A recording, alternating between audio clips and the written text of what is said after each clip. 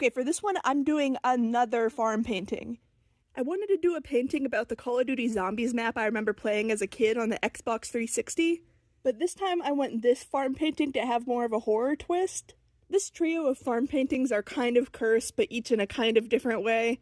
For this one we have the undead, for the last one we had the devil, and for the first one the most cursed of all. And I didn't want to do more people since last time I feel like that went pretty poorly, so I'm doing more of a pet cemetery sort of thing here, in the corner behind the barn back there.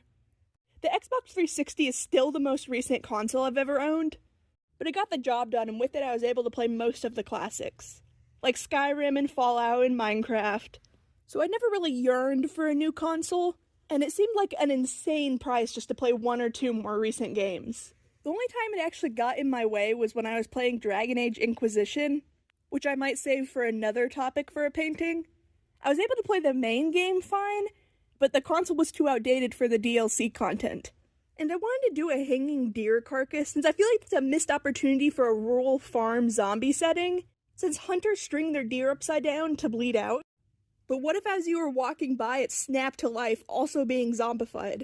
And also because chronic wasting disease is like the closest thing we have to a zombie virus, maybe next to rabies. But I eventually decided against this idea because similar to the last video with the portrayal of the devil, I don't want it to be too freaky because it becomes questionable as a wall decoration, and a skin-hung zombie deer may not be the most pleasing thing to look at. But anyway, speaking of Fallout, I used melee in that game and never shot a gun or put a skill point into range options once. So needless to say, I sucked at Call of Duty, especially with real people, but I did a little better with the zombie AI, and also because the zombies can't shoot me first. But it was something my brother played all of the time.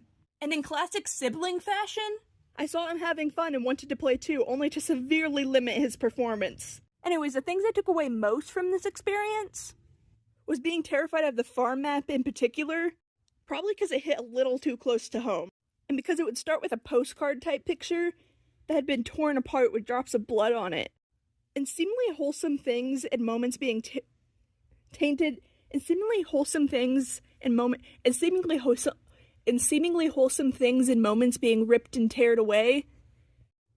Leaving everything frozen in time was an interesting concept to me, but also a scary one for Kid Me, and this wasn't the only zombie video game related trauma I got, since I remember my brother playing the Walking Dead video game, and me kind of ruining it for him, because after I witnessed a scene of some guy getting his head bashed in with a salt lick or something, he wasn't allowed to play it in the same room with me anymore. And speaking of me being in the same room and being scared of the things my family watched, I remember nearly every night my mother watching Bones on the TV, the one about the autistic bone lady, and I vividly remember some of the most gruesome ways they found the bodies. But the funny thing about both of these instances is that as I got older, I sought out both myself. I beat the Walking Dead video game and watched most of Bones, and now I know more about it than the people who introduced it to me. But sometimes Bones reruns will come on the cable, and I'll catch my mom watching it from time to time. But the same show that used to give me nightmares as a kid, I just can't take seriously as an adult. Since now whenever I hear Bones talking, I think of that BoJack Horseman clip. Bones! To the Bonesmobile! And also because in the show itself, during like these serious moments trying to catch murderers, Stewie Griffin just shows up one time. And I'm so used to the Family Guy brain rot memes, the first time I saw this, I lost my crap. But I think being exposed to that spooky horror type of stuff led to me getting an interest in it later. And while I still don't handle tension or jump scares really well, I remember falling in love with the idea of practical effects and monster costumes used in horror movies. And it ended up being one of the countless jobs my indecisive younger self wanted to do. And speaking of being indecisive, I can just not do this pathway and fence properly, and I don't know how dark or light I want it, and I just keep going back and forth. Anyways, back to Call of Duty Zombies, another thing I remember was the awesome intro with Shepherd of Fire playing over it, and I also remember the Hellhounds that would come out every 5th level, and those scared the crap out of me. They were way faster and scarier than the normal zombies. And on the topic of Hellhounds, that was another thing I censored or avoided talking about. Similar to how I felt guilty about saying I like the Guitar Devil song. What? Similar to how I avoided saying I liked The Devil Went Down to Georgia. But I never would say bad words as a kid, mostly because my brother would mock me whenever I got frustrated enough to curse, whenever I got frustrated enough to curse. And that included the word hell, so I called them heckhounds. Which wasn't something that I came up with, since if I had a nickel for every core memory I had involving hellhounds, I would have 2 nickels, which isn't a lot, but it's weird that it's happened twice. Because Wizard 101 also had a hellhound.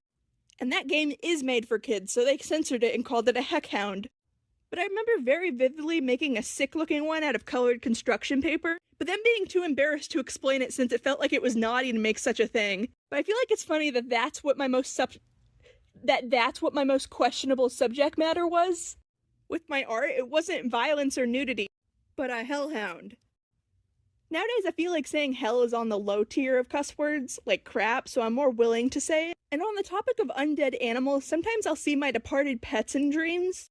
And while I'm usually happy at the idea to get to spend extra time with them, I always get this uneasy feeling and know that they should be dead or whatever. And that this isn't gonna last forever.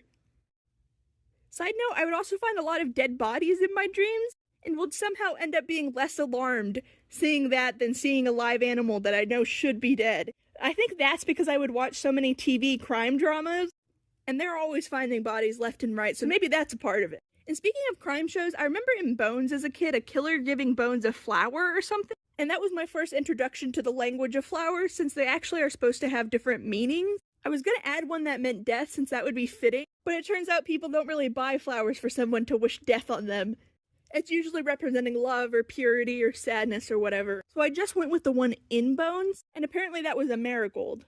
Meant to represent sorrow or grief, and when he gave it to her, apparently she just promptly slapped him across the face. But I feel like the marigold being orange makes it pop against the blue and green and black of this painting. I think I like this one better than my last one. I feel like I'm finally starting to see the vision of what this wall will look like when I'm done, since I think I'm over about halfway's done now. And this painting isn't my best work, but in my defense, I've been pretty sick this week. I don't want to jinx it, but there was a time from 2023 to 2024 where I was throwing up every single day. So while it's not that bad, I've been throwing up every day this week. So my painting isn't one of my best, but at least this time I have an excuse. Okay, so it turns out at the time of recording, I was definitely still sick. And I think that's why this recording ended up being way more of a mess than usual. Also, there's an active construction scene right outside my house, so this audio is just a disaster. And I kept accidentally constantly cutting myself off and tripping over my words. It was just a bad time. But hey, I finished it. I'm still getting one done a week.